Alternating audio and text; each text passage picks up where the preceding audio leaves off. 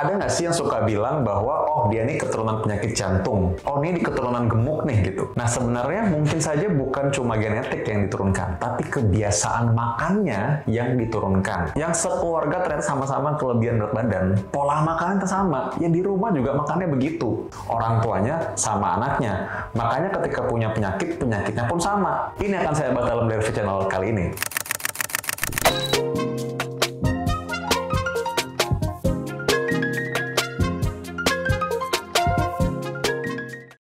Zaman dahulu mungkin orang tidak terlalu paham soal kesehatan.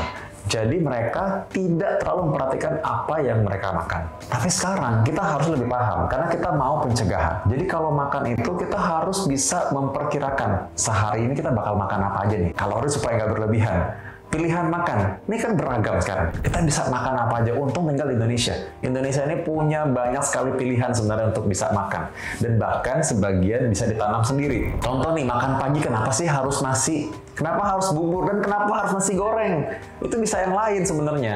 Contoh tadi pagi saya makan ubi. Kemarin saya makan brokoli dengan sambal. Anda boleh lihat di Instagram saya sering share, itu biasanya disediain di rumah tuh apa. Makanan itu bukan yang luar biasa, mewah atau bergaya Eropa gitu, enggak. Saya justru seleranya Indonesia sekali, jadi saya suka makan sambal. Itu sambal itu bisa dicampur dengan brokoli, campur dengan wortel, dicampur dengan labu, dan itu jadi makanan saya untuk pagi hari. Proteinnya saya makan telur. Telur tuh direbus aja cukup. Jadi kalau kita memenuhi makanan sarapan pagi, itu kita udah bisa pilih tuh kita makannya apa sebenarnya. Jadi tubuh kita ini akan memproses makanan tersebut. Coba bayangkan kalau makanan itu nggak ada gizinya, kosong gitu misalnya. Ya lalu gimana tubuh kita mau diharapkan untuk sehat? Saya selalu bilang bahwa sebenarnya kesehatan itu adalah karunia Tuhan, itu berkat. Karena itu kita bersyukur dengan cara kita menjaganya dengan baik. Kalau kita diberikan badan yang bisa olahraga, bisa jalan cepat, bisa lari, ayo kita lakukan. Karena suatu waktu mungkin tubuh kita nggak sekuat sekarang, jadi selama masih bisa kita jaga. Sama juga dengan makanan. Selama kita masih mampu, masih bisa, coba deh kita jaga makan dengan benar ya. Kadang-kadang memang saya tahu bahwa makanan itu yang dibilang sehat, nggak semuanya mungkin aman atau ramah buat kantong ya. Contoh nih misalnya ya, sayur-sayuran itu harusnya nggak terlalu mahal dibanding kalau kita beli makanan. Kalau misalkan ada orang yang memang kelebihan berat badan, berarti kan dia harus kurangin makan. Lah kalau misalkan dia pilih makanan memang yang bikin berat badan tambah naik, ya susah dong berarti kan. Bukannya kalau memang dia mau lebih hemat, bisa kurangin makan juga sebenarnya. Jadi itu sebenarnya ada pilihan juga. Kalau dipikir-pikir, kalau kita bisa makan misalkan makanan yang kita bisa tanam sendiri gitu misalnya, atau gimana kondisi lah, karena saya tahu pasti semua kondisi orang lain-lain, pasti beda-beda. Jadi saya tidak memaksakan bahwa ini semua untuk setiap orang. Cobalah cari cara bagaimana untuk memilih makanan yang sehat, karena sehat itu adalah investasi juga. Coba deh Anda bayangkan kalau misalkan 5 tahun, 10 tahun lagi, kalau misalkan Tuhan mengizinkan Anda punya badan yang sehat, nah itu kan suatu berkah sekali ya sebenarnya ya. Itu artinya kan kita sudah menjaga karunia Tuhan. Dan karena itu memang berarti kan kita bisa mengusahakan dari sekarang. Contoh nih, kita urutannya ya. Kalau misalnya kita nggak terlalu bisa pilih makanan, setidaknya pilih yang ada proteinnya atau yang ada sayurnya. Nasinya kita kurangin. Bisa kan? Jadi karena itu dari awal kita udah berusaha mengurangi porsi karbohidrat yang tidak perlu. Atau kadang-kadang kita kan diundang makan nih. Kayak kalau diundang makan kita harus jaga juga kan, kita punya tata krama juga. Kita lihat nih mereka makannya apa. Nah kita tahu nih porsi makan kita seberapa. Coba kita pilih makanan. Udah tahu depan tuh gorengan semua. Coba kita nggak pilih yang gorengan, pilih yang direbus coba.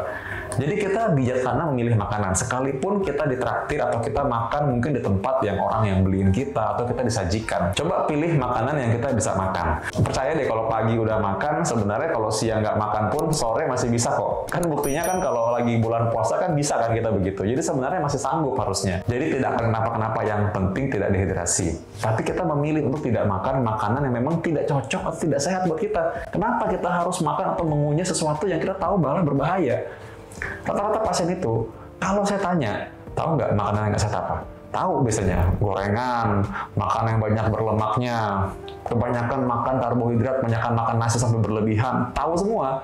Tapi pada prakteknya tidak kuat untuk menahan diri. Jadi kesimpulannya adalah, kalau kita makan, Satu, kita harus lihat bahan makanannya. Ini punya gizi apa enggak? Yang kedua, kita harus ngerti, kita harus tahu makanan apa yang sehat buat kita. Yang berikutnya, yang ketiga, tahu cara mengolahnya. Usahakan tidak makan yang digoreng dengan minyak yang udah berulang-ulang, apalagi yang memang api direndam dalam minyak. Usahakan sebisa mungkin, sesedikit mungkin. Kalau memang mau ada goreng-goreng dikit, ya mungkin ditumis kali ya.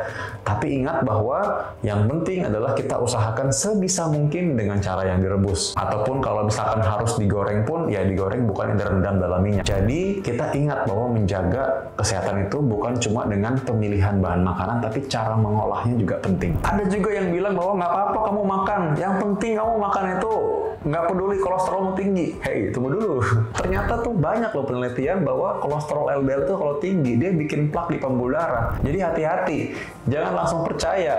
Ada juga yang bilang, nih jurnalnya nih katanya kolesterol nggak bahaya. Itu jurnal salah satu di antara beberapa lain yang sebenarnya ada juga yang banyak juga yang membuktikan bahwa memang kolesterol itu punya dampak pada pembuluh darah jantung.